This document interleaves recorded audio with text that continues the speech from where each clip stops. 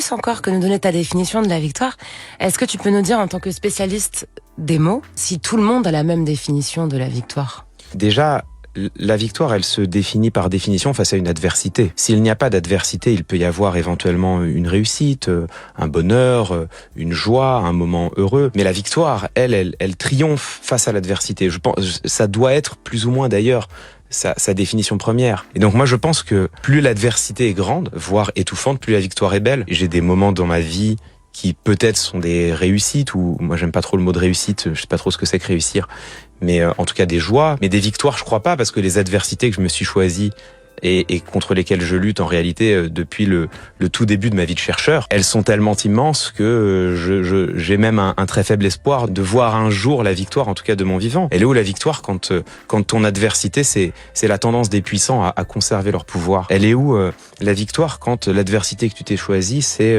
la lutte contre les discriminations qui permettent aux puissants et aux dominants de le rester, et à ceux qui subissent la domination de la subir de génération en génération? Elle est où la victoire quand ton horizon, c'est un climat qui serait protégé, une biodiversité qui pourrait fleurir, et qu'on voit qu'on lutte contre des intérêts industriels, politiques, financiers qui sont si écrasants? Mes adversités, moi, ce sont celles-là. J'observe que pour l'instant, du haut de mes 40 ans de vie et 20 ans de travail, j'observe que je suis à l'heure actuelle un éternel vaincu, mais qui sait, si la victoire arrive un jour, elle n'en aura qu'une plus belle saveur. Aujourd'hui, voilà, quand on pense à des personnes victorieuses, on va nous parler de feu Steve Jobs, d'Elon Musk, de tous ces individus qui, à la force de leur volonté, de leur travail, de leur mérite, ont conquis une victoire sur le monde en élaborant un empire. Et puis derrière, on va avoir des comptes Instagram, YouTube à n'en plus finir, qui vont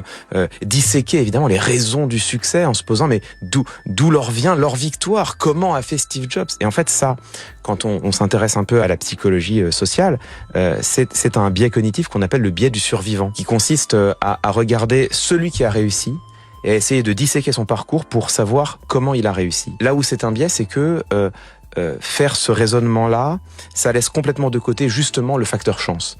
Et bien souvent, parce qu'on y est aveugle, le facteur privilège.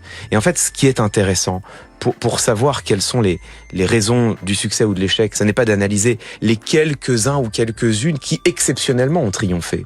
Ce qui est intéressant, c'est de regarder pourquoi l'immense majorité a échoué.